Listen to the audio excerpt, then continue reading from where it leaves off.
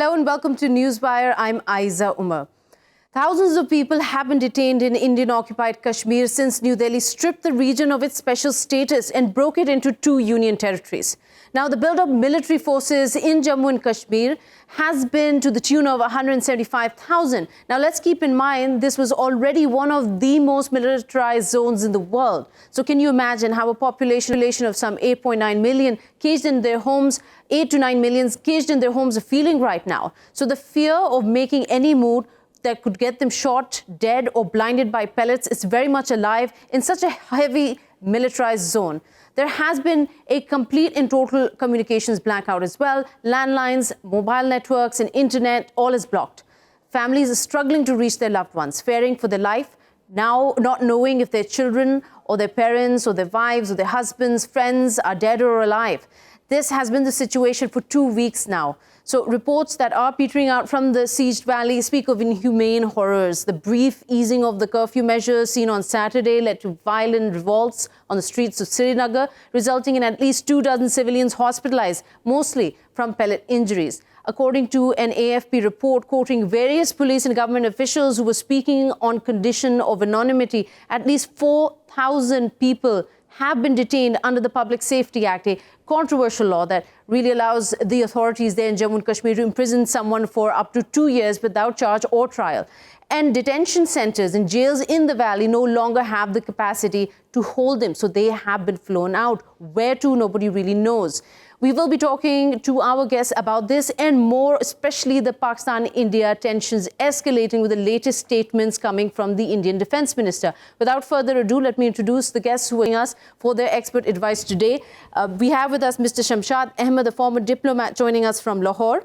Also, we have from London, analyst Ms. Nayeema Mahjoor. And from Doha, we have analyst CJ Werleman joining us right now. I want to start with you, Mr. Shamshad Ahmad, right off the bat on the tensions that are escalating between Pakistan and India, especially after the Indian Defence Minister came out with a statement which essentially said that we have so far adhered to the no first use policy, but the future, how we behave, really depends on the circumstances. What's your response to this statement?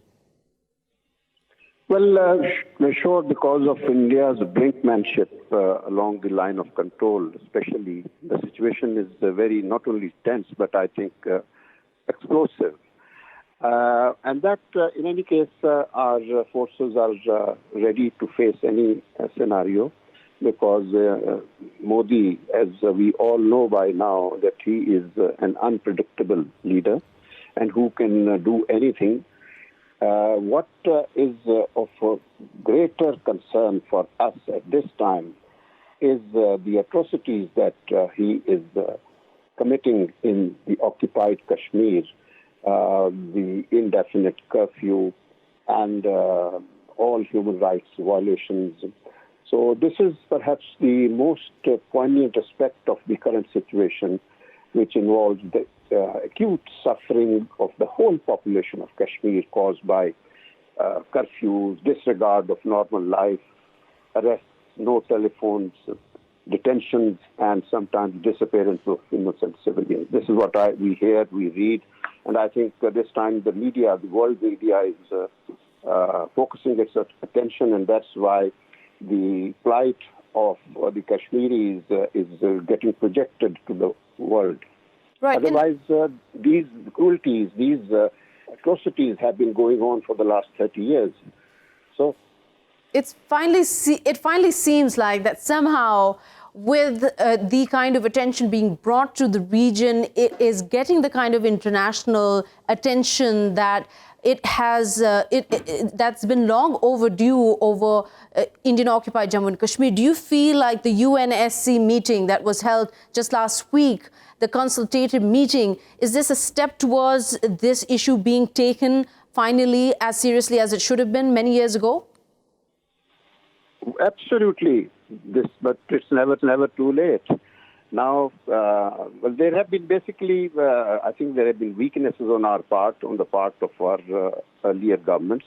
This time we have a government in Pakistan which has credibility globally. So whatever policies this government has adopted, they are heeded by the world community. So I think this government was able to at least highlight the gravity of the situation.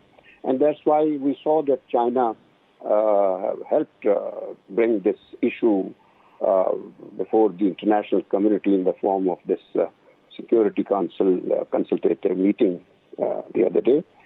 But let me also point out one more thing, that whatever these developments, serious tragedies now being enacted by the Modi regime, this is a situation, in my view, without precedent in South Asia, and perhaps with very few parallels in the world today. So what we need is the world to understand that India will do itself good by seeing the writing on the wall. Right. The Kashmir settlement has to be in accordance with the wishes of the Kashmiri people, and it has to be ascertained freely, free of any intimidation or coercion. And also, the United Nations resolutions are there. I don't think that this thing is going to happen very soon in the near future, but at least the world has woken up. You think the world has woken up, and you've mentioned, Mr. Ahmad, sorry to cut you there, you've mentioned that there seems no parallel as yet in South Asian history of what is unfolding here. But at the same time, Pakistan has a lot at stake with the escalations going up, the tensions going up, the firing across the line of control. More and more lives are being lost on either side of the border. Just a few hours ago, a 7-year-old boy has succumbed to his injuries after coming under attack on the line of control on this side of the border from Indian fire. And also, we are hearing statements which are very, very concerning. When I mentioned the Defense Minister, Rajnath Singh, saying, talking about a shift in their nuclear policy. And we're hearing other academics from that side of the border talking about how this move is not a political move. The statement coming from the Defense Minister, it's not a political move. In fact, it has a pretext. It has a precedent. In fact, there is a shift from what he is saying. And I'm quoting a professor of MIT. You must have come across his tweet, Vipin Narang. And when he says this, is this concerning for Pakistan? Do you see it as political rhetoric, or is this a very dangerous situation developing very fast? I think, as I said earlier, it's never too late. Now the international community, especially the civil society all over the world, the media, they are devoting a lot of attention to the sufferings of a people who are being victimized by a barbarous regime. Actually, even in the medieval times, there is no example of the atrocities that are being now committed. And also, apart from this aspect, you yourself mentioned earlier about this no first use statement coming from one of the Indian ministers. Actually, this amounts to a nuclear blackmail. And this is not the first time that Indians have done this. I remember I was at that time in government. It was in May 1998 when India had conducted its nuclear tests. So we were not in a hurry to respond. We were waiting for the international community to assure us of our security so that we don't have to respond in kind. When this assurance from the international community was not coming forward, we heard Indian ministers giving the similar kind of calls at that time, that now we will remind Pakistan of the Dhaka tragedy. Now we will take over Azad Kashmir. So they thought that perhaps Pakistan does not have nuclear capability, so we can threaten Pakistan. But and that left us with no choice but to respond in kind, because anything could have happened. Right. You know, anything could have happened. The Indians, just as Modi and his kind now. So once again, we're seeing this rhetoric come to the surface at a very critical time. Thank you, Mr. Shamshad Ahmad, speaking to us from Lahore. Let me come to you, Ms. Nayeema Mahjoor. I understand you've just arrived in London. It's been less than 24 hours or so. Tell us a little about your journey. Where have you been? What did you see? Well, Ayza, I was in Srinagar and in a civil lines area where you almost see that there have been always these curbs, but civil lines area is a little bit flexible in curbs and restrictions. But this time it was not so. The restrictions were tight there. And you can see, I mean, at every doorstep, there were these security officials. It is already a militarized zone, but this time unprecedented measure of security. And we couldn't go out. And early morning on 5th of August, when this announcement was made, there were the security officials going on loudspeakers saying that nobody is going to come out, or you will face bullets if you come out. And there was the first time in my life I haven't heard azan on that day. So much restrictions. Mosques, most of the mosques closed and nobody could dare to come out. Then the thing happened in Parliament on 5th. Everybody was shocked, shell-shocked, every Kashmiri, because nobody expected such type of a decision by the government of India. And then when we came to know that the most of the, thousands, if AFP is saying 4,000, but my assessment, it is more than 10,000 people, including mainstream separatists, religious leaders.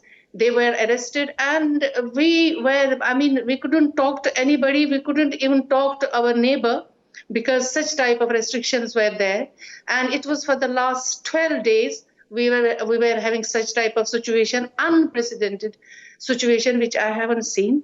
Ms. Mahjoor, sorry to interrupt you. I just want to add here for our viewers so we can get a clearer picture of what was happening on the ground. You're my closest contact to who's just been to Srinagar. I was reading reports from various newspapers, from online blogs, Twitter, about people being so concerned of not having any contact, even with their neighbors or relatives down the street. There was one report of a mother who had sent her teenage son to check in on a relative just down the street, and he ended up in the hospital with pellet gun wounds. Tell us a little about whether the situation has been bad across Srinagar or south of Kashmir, or does it persist like this at all? No, it was everywhere. Even villages, districts, they were totally locked down. There was no access to anybody. But I'm saying about Srinagar, where we haven't seen such type of security restrictions for the last 30 years, but this was for the first time. I'm a journalist. I had to go out. I had to talk to people, but I was not allowed. I didn't go anywhere. It was such sort of a fair psychosis that if I go out, I don't know what I will encounter on my way. So I couldn't talk to my children. They are living outside London because no landline, no internet, no phones were working. It was just a big cage and a big prison where people were put down, and we were asked, we don't have to talk. We don't have to talk anybody. And this situation is still going on. Let me tell you, today it was told that the schools will be open, and most of the parents were asked, you have to give assurance that your children will go to school, and then you have to make sure they will be safe. But how parents can send their children in such a situation to schools and then they give assurance that they will be safe? So you can see today schools are totally closed. There are few schools where gates are open, but all schools closed. And people very quickly, sorry to interrupt again. Very quickly, Ms. Mahjoor, when you talk about, as a journalist, you were not allowed to move around to report in Srinagar and civil lines, which you said was usually a relatively peaceful area and with not that many checkpoints, as I understood what you just said.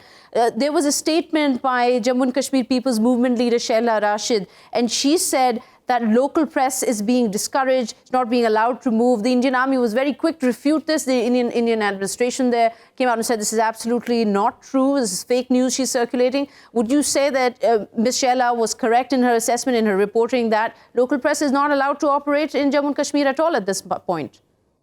Definitely. They have got, most of the journalists have come from Delhi and the other states of India who have been put in one of the hotels there, and they go out, they just give reports, whatever they've been told to put before. Local journalists, mostly under pressure and mostly under so many restrictions, they are not allowed to go and just report whatever they want to do. And then if you see the papers, this print media, if you see the print media, you can see those reports only which suits the government. which doesn't suit people, because there is not a single story which could tell you the inside tragedy of a people, how they are suffering, how they are feeling. That was not allowed. And that is how the situation is unfolding. I mean, you see, if the restrictions are not there, and you will see this is a sort of a volcano which is just going to erupt. Okay, it's just going to erupt. The pressure is building. Ms. Mahjoor, stay with us. Mr. Werleman, coming to you, the world's biggest democracy right now is showing a side of itself. Would you say, is this an unprecedented sort of image that India is portraying to the world of how it calls itself the democracy, and at the same time, the kind of treatment being meted out to those in Indian-occupied Kashmir? Well, absolutely. I mean, the thing with the Kashmir dispute is, for years, New Delhi or India has been winning the public relations war, certainly in the mind of the global audience and in the minds of the global media. This changes that balance.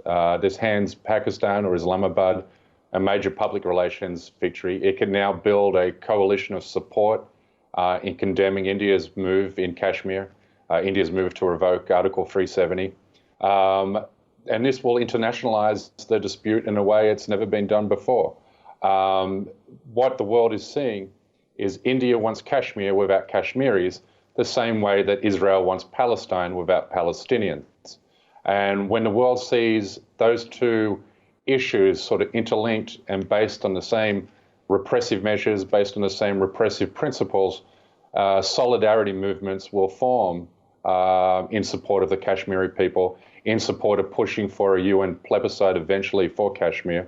But there's a big concern in terms, sorry to cut you there, but you mentioned protests. There have been protests in solidarity for Kashmiris in Copenhagen, London, Edinburgh, Washington, D.C. Similar protests over the years, over the decades have taken place for Gaza, for Palestinians. My concern here, my question I want to put forth to you, do you feel like this is, again, one of those things that just go on repeat, nothing really happens? I mean, we saw the UNSC meeting. You talk about it being a diplomatic win for Pakistan, but at the end of the day, the people who are paying the price for this are Kashmiris. Nothing's changed. If anything, it's gotten worse in the past 2 weeks. Well, absolutely. But this could be a tipping point.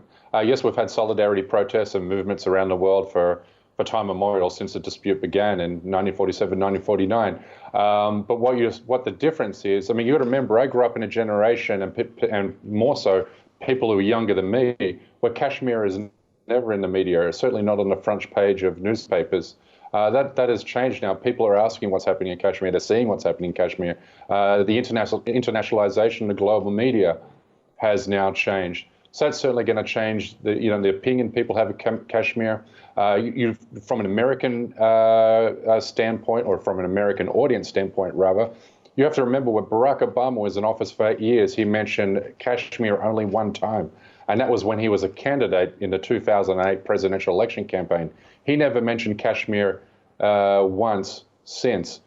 So now you're seeing a new narrative forming. You're seeing the truth get out. And you're seeing people see India through the eyes of a different lens. They're not seeing it as the world's largest secular democracy. They're seeing it as a repressive, authoritarian state, which is making a very anti-democratic move in a disputed territory, and one that pits two nuclear powers against each other. So I think you're going to see people care, and I think you're going to see these movements build, like you saw the Palestinian liberation movements build, particularly after 2005, when Israel withdrew from Gaza and basically put Gaza into a steel open cage. That move gave birth to the BDS movement, which has been extremely effective in the last decade. Let me just introduce another guest who's also joining us right now on this discussion over the future of Indian-occupied Kashmir, Mr. Shabir Hussain, a senior journalist and analyst of the Kashmir Newsline, editor, in fact, of Kashmir Newsline, joining us from Delhi. Thank you so much, Mr. Hussain, for taking out the time to speak with us here. I want to bring to your attention, to get your comments, your point of view on a couple of narratives that are floating across various newspapers. There's an Israeli newspaper, and it's not the only one who's drawn this parallel. There are other newspapers also who have drawn this parallel on what is unfolding in Indian-occupied Kashmir by the Indian government as something that was seen back in Nazi Germany, how the treatment was meted out to the Jews. Do you see the similarity? Do you see the parallel that people are drawing? Do you see any credibility in this statement? There is absolutely the similarity is striking and so stark, but it's not just a coincidence. The Hindutva ideology draws a lot from Nazism. You know, the Hindutva ideologues, people like Savarkar and Golwalkar, they have all been big fans of Adolf Hitler, and they have always been advocating that kind of treatment to the Muslims of India and also to the Kashmiri Muslims. So this is a pretty natural similarity because the founder head of both the ideologies is the same. Okay, Ms. Mahjoor, do you see a similarity here? Do you see a trend being set, the rise of Indian Nazis loving nationalists in terms of the BJP government in its previous term and this term on how it is proceeding with the Jammu and Kashmir problem? Look, Ayza, I don't want to compare it with the Israel, and I don't want to make it this Israeli settlement.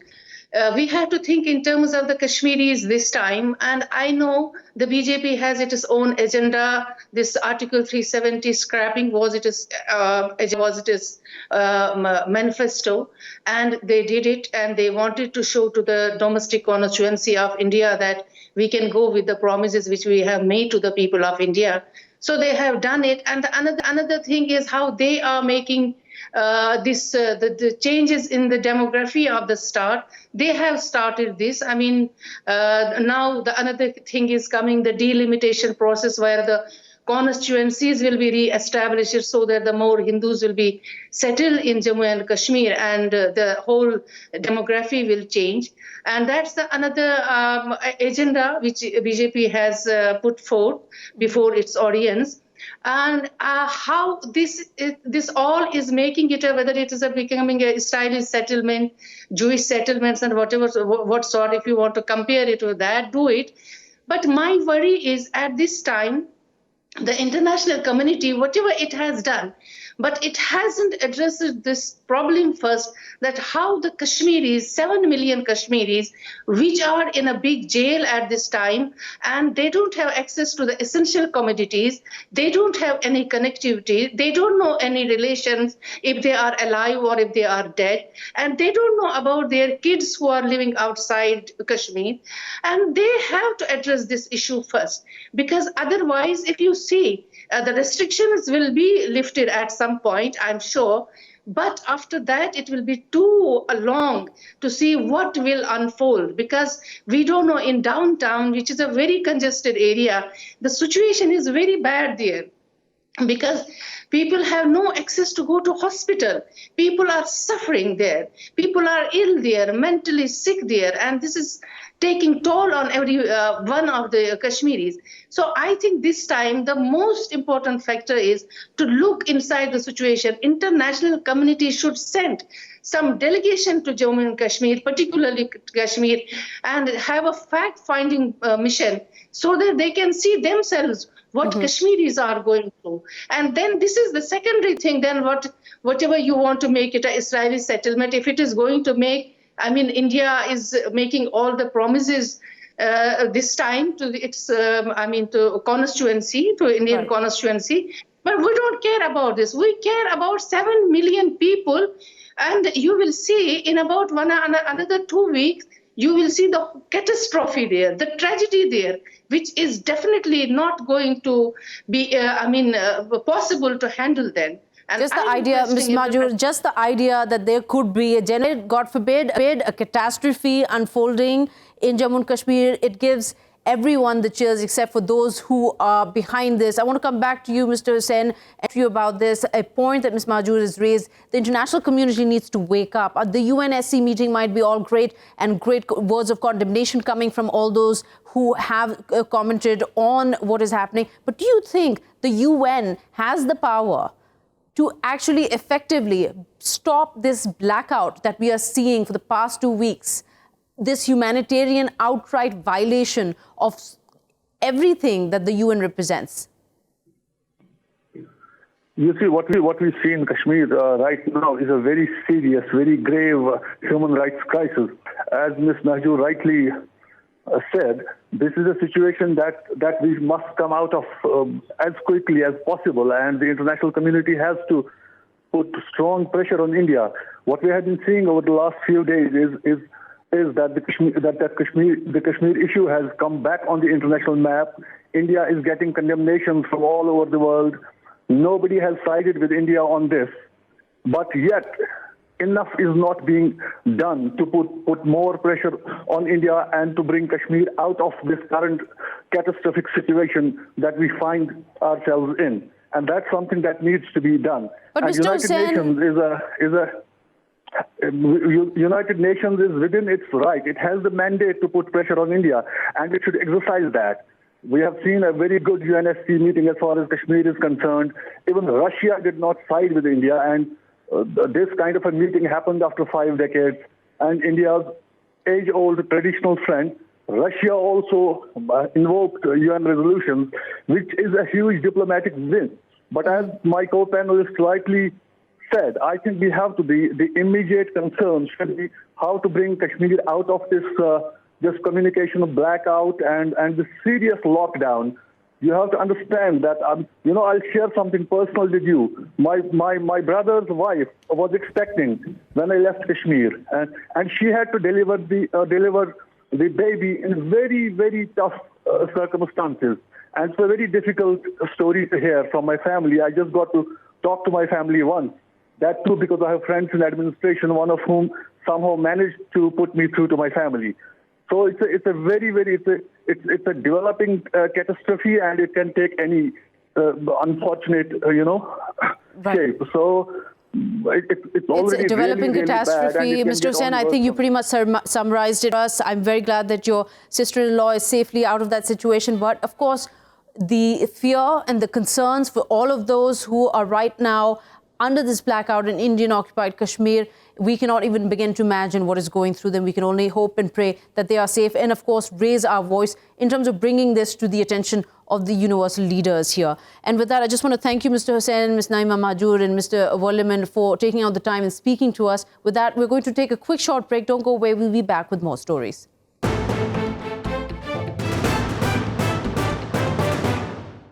Welcome back. You're watching Newswire with me, Ayza Omar.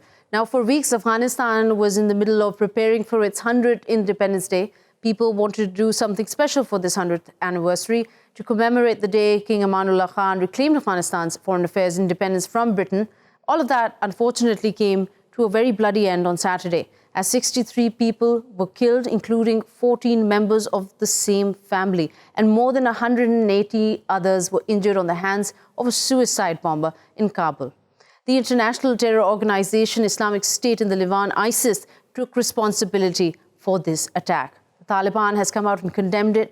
Zalmay Khalilzad, the US envoy to the talks with Taliban, says the peace process with the Taliban needs to be accelerated in order to defeat Daesh or ISIS. The bombing that ripped through a wedding was the worst yet that Kabul has seen in the past at least couple of months. Today, more have occurred. In fact, a series of bombings have taken place in public spaces, in restaurants, in Jalalabad, wounding at least 34 people, at least at the time of this recording. That is the number we had. For them, no one has yet taken responsibility for these attacks. But whoever the finger lands on, it won't bring back those innocent civilians, men, women, and children who were gathered together with loved ones, dancing and rejoicing at a wedding when their lives so brutally and unforgivingly came to an end.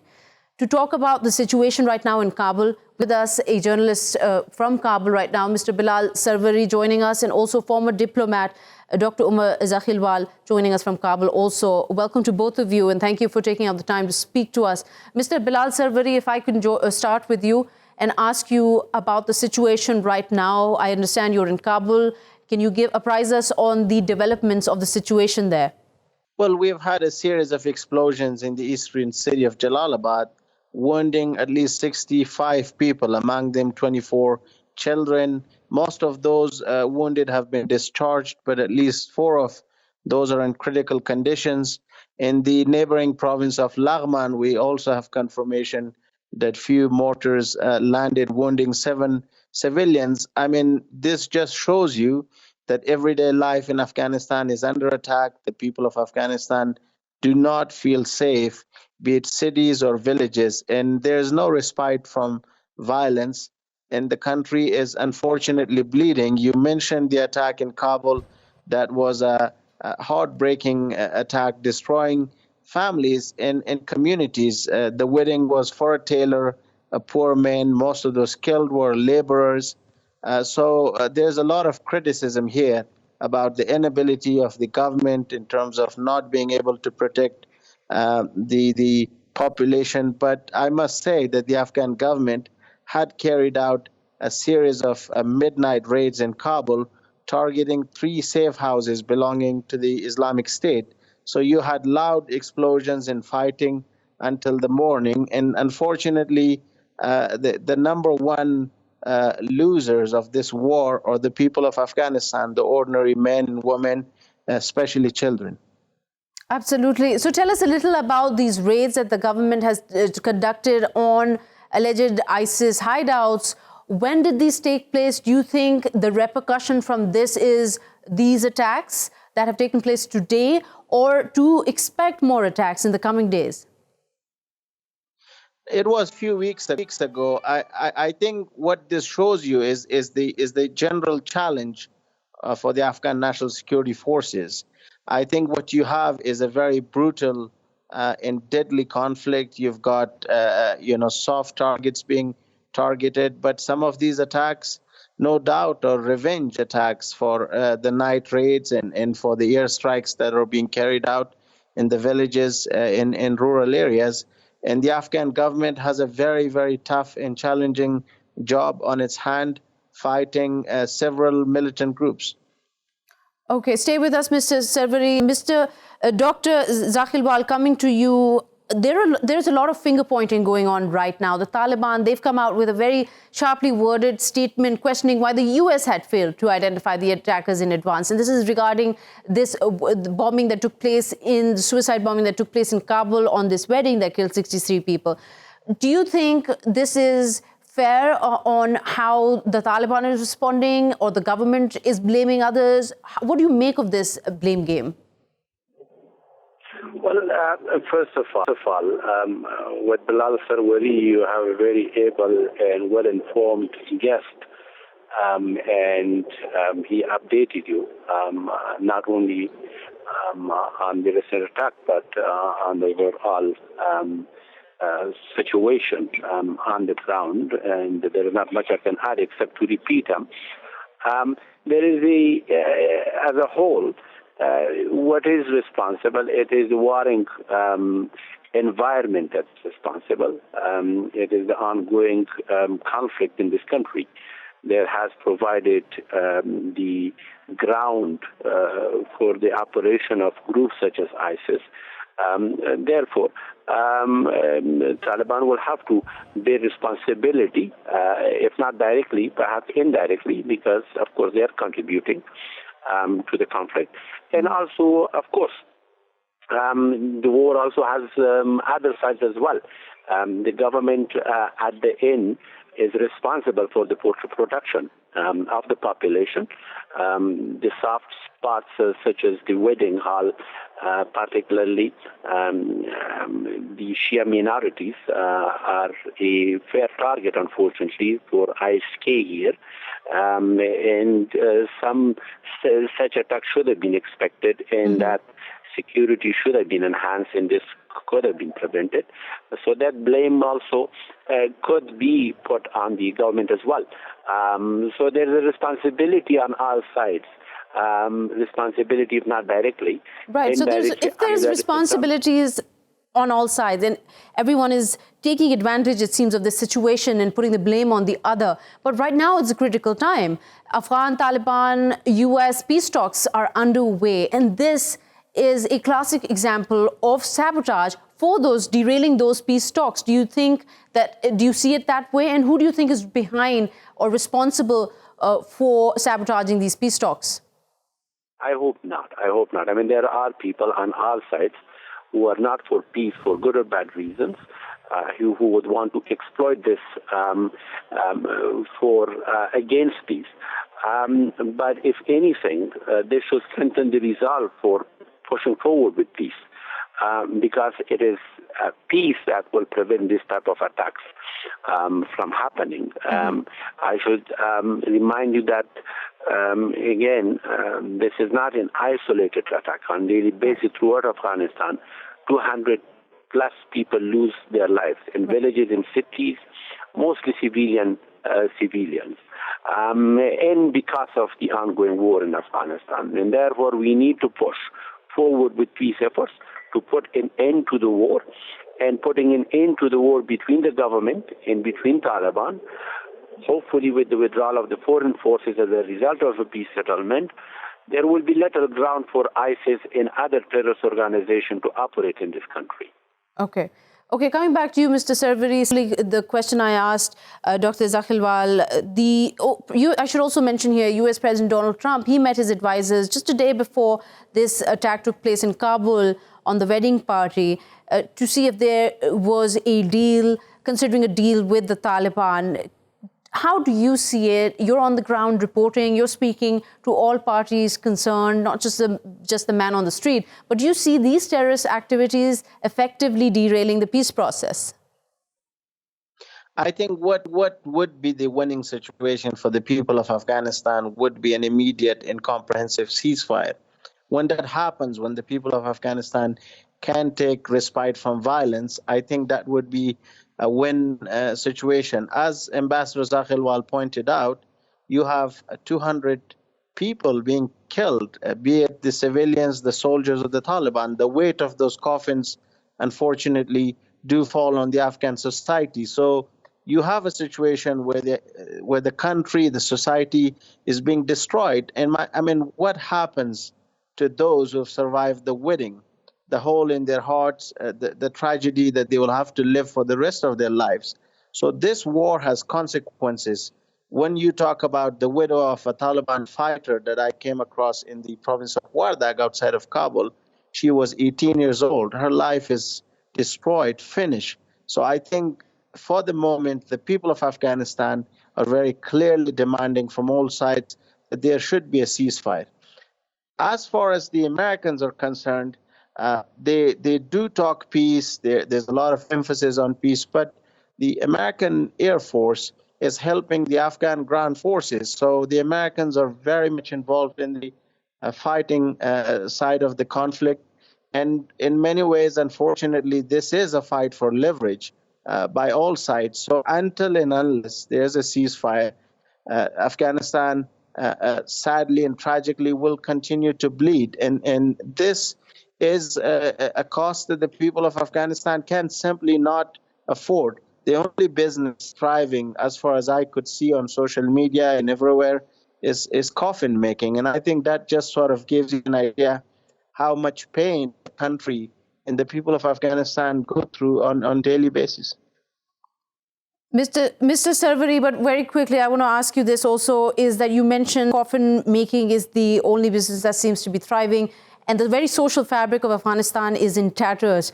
But here, on Newswire, we've spoken to so many government officials, we've spoken to so many analysts, and everyone seems to be of the opinion that this peace process is going to take time, that both parties are going to use violence as leverage. But my question to you is, how far can the Afghan society put up with this until it implodes on its own? How long can they go through this kind of daily trauma? From the point of view of the ordinary people, from the point of view of the families, be it soldiers or the Taliban, the people of Afghanistan cannot afford these coffins. These coffins are falling like a thunder on smaller villages and valleys, and even in the cities. And unfortunately, in my country and in my city, the new front line is everywhere. So the people of Afghanistan, as I said again, are very clear about a ceasefire. There's a lot of support for that. But obviously, this is for governments, this is for responsible Afghan politicians and leaders to work through that deal. For the moment, unfortunately, the consensus is missing inside the country. And I think probably that is something that the Afghan government and politicians and responsible Afghans would have to do from now on. All right. Thank you so much, Mr. Bilal Sarwary, advising us of the situation there in Kabul and also in Jalalabad, and generally the sentiment of the Afghan public. Coming back to you, Dr. Zakhilwal, U.S. Secretary of State Mike Pompeo said a couple of weeks ago that September 1st, by then, hopefully there would be a peace deal. Do you see that happening? Well, I don't think the suggestion was that there is going to be a peace deal. There is going to be a deal, what he said, or most likely a deal between the U.S. and Taliban. And that will be the first important, most significant step towards Afghan peace negotiations and hopefully Afghan peace settlement. So that's what he meant, and that's what we hope turns out to be the case. And do you think that the presidential elections will take place as planned? Doubtful. If there is a significant development on the peace front, then certainly election will not be more conducive for further progress in peace, and therefore I think a more sensible thing would be that elections for the moment are set aside, and the peace, which is the number one priority for the Afghan people, is more focused on. So, Dr. Zakhilwal, you mentioned the difference. You see it as there could be a deal, not necessarily a peace deal. Let me ask you this then. Do you think there's a possibility, is there enough evidence that the Taliban would be willing to share power fairly with the US-backed government? Taliban do seem ready to share power, but why do we call it a US-backed government? It will have to be an Afghan government, or an Afghan-backed government. And I do believe not only the Taliban, everybody and politicians and political leaders and the general public in Afghanistan is also ready to accept Taliban as part of the power structure in the future of Afghanistan. All right. Thank you so much, Dr. Zakhilwal, giving time and insight into this. Let me also introduce another journalist who is joining us from Kabul, Intizar Khadim. Thank you for speaking to us here on Newswire. We were just speaking to Bilal Sarwary, and we were talking about how the situation is unfolding on such a what should have been such a momentous day for Afghanistan, the 100th anniversary. Give us a sense of what it is in terms of the sentiment now after what has unfolded today in Jalalabad and also over the weekend in Kabul. Well, it has been one of the heinous attacks since months because it has been the first time that someone blew himself inside a wedding hall. It has been heinous. No one remained untouched in Afghanistan, not filled with these casualties. But it's not the first time, and it's not the last time. It has been the repercussion of the wrong management of war and peace in Afghanistan for the last 15 years. Even Americans, even the international community in the Afghan government has not been into the task that they have to safeguard the people, even in the heartland of Kabul, which is very, very big shame. But at the same time, it is a worrying signal for all the international community, the Taliban leadership, the Afghan government, and the Afghan nation. When I see right now the emotion and the sentiments of the people in Kabul, no one is in a normal situation. All of them are just thinking weird about the situation because it has been the first time. These people have not been in war. They have not been in a political fight. So how someone wild like this can blow himself and kill 63 people? I'm glad you asked. You posed that sort of rhetorical question. Let me put another one to you on that. Who would want to do this to innocent civilians? Obviously, it is affecting the peace process in itself. And let's not also forget that a little further east, what is happening in Indian-occupied Kashmir, are these events affecting the peace process in succeeding or moving forward? Of course. I do not understand exactly what has been the person who just committed this heinous attack, because the Afghan government should be having information, because intelligence in the interior government should be responding that question with evidences, which I do not have for the time being. But anyone, if anyone is doing that, that is the enemy of Afghanistan, that is the enemy of the nation, of the Afghan population. For that reason, everybody here in Afghanistan, in the territory of Afghanistan, and also people in the neighbor, in the world, should be synchronizing their support. They have to be mustering their efforts in order to ensure Afghanistan is safe. The region is safe, and Afghanistan has not been, again, a stronghold for terrorism to pose a threat to the world. So, again, I have to remind the international community, importantly, Khalilzad, who is trying to ink out a deal of 4-point agenda with the Taliban, that Afghanistan should not be a safe haven for terrorists and should not pose any threat. That is really a stupid agenda point. That should be treated and tackled inside Afghanistan. So no one can ensure Afghanistan to be a peaceful country and should not pose a threat unless everybody play their own role and make Afghanistan safe in the region in the world safer. All right, Mr. Intizar Khadim there joining us from Kabul. Thank you so much for the time and speaking to us. And we talked about Kashmir, we talked about Afghanistan. Both regions are mired in conflict, in violence, and with the latest developments of so many dead in various bomb attacks in Afghanistan, it can only be seen in the coming days how this situation unfolds and whether or not it affects the peace process taking place. And with that, we've come to the end of the show. We will see you tomorrow. Till then, goodbye.